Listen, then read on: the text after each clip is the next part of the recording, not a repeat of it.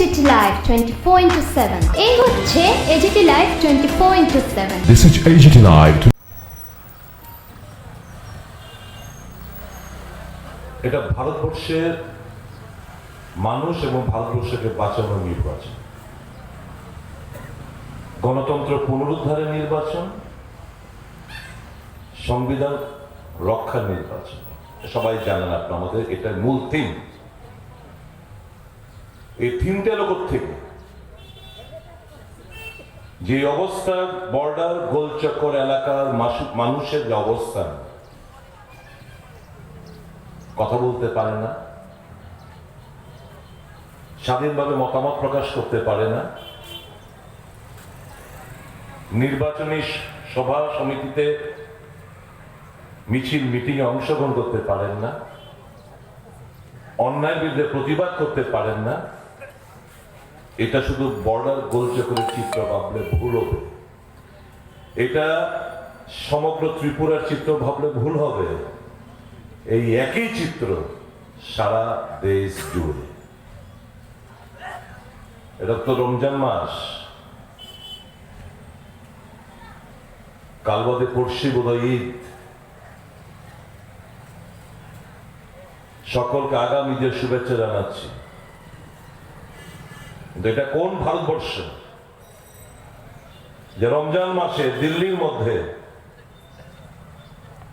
নমাজ চলাকালীন প্রার্থনা সভায়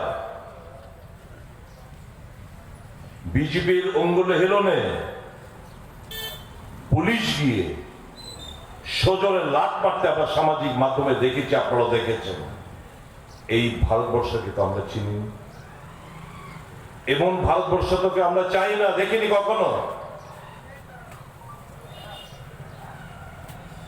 এখানে একটা বিরাট অংশের মানুষ তপশিলি জাতি সম্প্রদায়ভুক্ত, এরা এদের বিরোধী। এসসি এসসি ওবিসি সংখ্যালঘু বিরোধী এরা, এই বিজেপি দল, বিজেপি সরকার। আপনারা জানেন বিজেপি এবং আরএসএস চায় না এই যে সংরক্ষণ তপশিলি জাতি উপজাতিদের জন্য, এটা জারি থাকুক, এরা চায় না। প্রথম দিকে যখন বিজেপি সরকার আসে 2014 সালে এবং একটা প্রক্রিয়ার হাতে নেওয়ার চেষ্টা করেছিল, আপনারা সবাই জানেন, আমি শুধু আপনাদের মেমোরিকে রিফ্রেশ করার চেষ্টা করছি। আরএসএস বলেছিল এই রিজার্ভেশন প্রথা তুলে দাও। যখন বিভিন্ন রাজনৈতিক দল, বিশেষ করে আজকে যাদেরকে নিয়ে ইন্ডিয়া মঞ্চ তৈরি করা হয়েছে, যখন প্রতিবাদ করলো, মোদী সরকার পিছু হতে শুরু করলো। কিন্তু এখনো তাদের মস্তিষ্কে সেই কথাটা রয়েছে, সেই ধ্যান ধারণা রয়েছে। এবং এই যে ইন্ডিয়া জোটের তরফ থেকে যে বিভিন্ন সরকারি সংস্থাগুলো প্রাইভেট হাতে তুলে দেওয়ার চেষ্টা হচ্ছে, এর কারণ হচ্ছে ওই প্রাইভেট হাতে যখন চলে যাবে এই রিজার্ভেশন স্ট্যাটাসটা তখন থাকবে না, জারি থাকবে না, সংকুচিত আরো হয়ে যাবে। এসসি এসটি রিজার্ভেশন যখন প্রাইভেট হাতে চলে যাবে ওটা ওখানে থাকবে না। কাজে এরা এসটি এসসি বিরোধী, ওবিসি বিরোধী।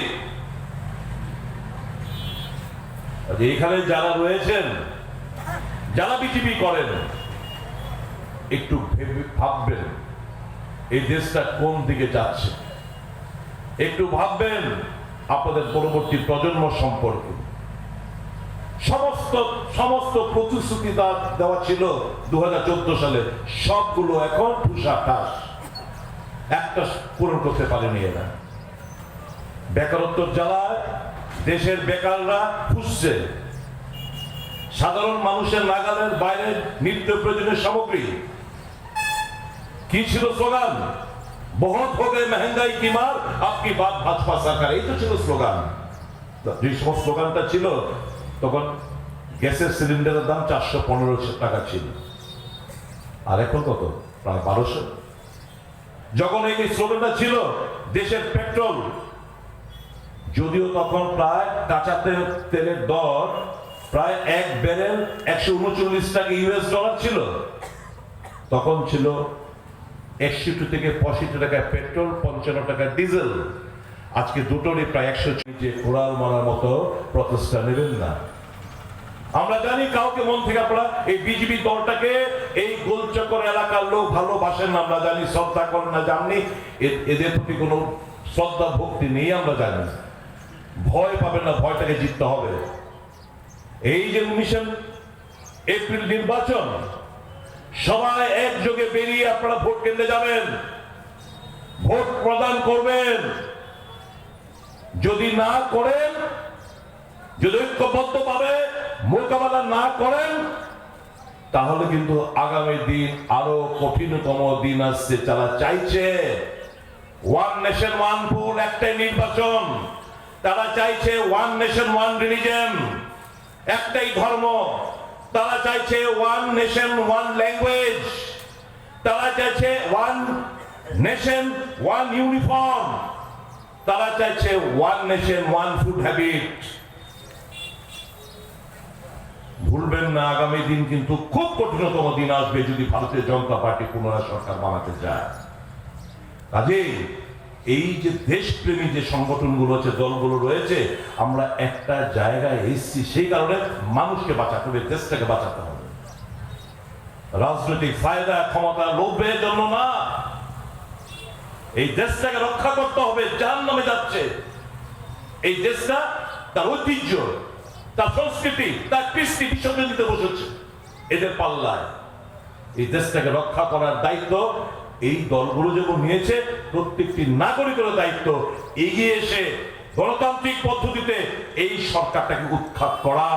আহ্বান জানাচ্ছি, আগামী 19 তারিখ এই বর্ডার গোল চক্করের মায়েরা, বোনেরা, যুবক ভাই বন্ধুরা, অভিভাবক মন্ডলী, বুকে সাহস রেখে একযোগে বাড়ি থেকে বেরোন, ভোট প্রদান করুন, সংবিধানকে বাঁচান, গণতন্ত্রকে বাঁচান, আপনার অধিকারকে সুরক্ষিত রাখুন।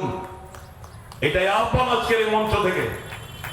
এই স্বপ্ন, এই লড়াইটা সামনে রেখে আমরা লড়াইটা করছি, এই স্লোগানটাকে সামনে রেখে আমরা লড়াইটা চালিয়ে যাচ্ছি। আমার বিশ্বাস আগামী দিন এই উপনির্বাচনে 7 রামনগর বিধানসভা কেন্দ্রে যিনি প্রার্থী কমরেড রতন দাসকে কাস্তে হাতুড়ির তারকা চিহ্নের ভোট দিয়ে বিপুল ভোটে আপনারা জয়লাভ করাবেন, এবং আমাদের লোকসভা কেন্দ্রের এই কেন্দ্রের প্রার্থী সজ্জন ব্যক্তি আশিস কুমার সাহাকে হাত প্রতীক চিহ্নের ভোট দিয়ে বিপুল ভোটে আপনারা জয়যুক্ত করাবেন। এই আবেদনটুকু রেখে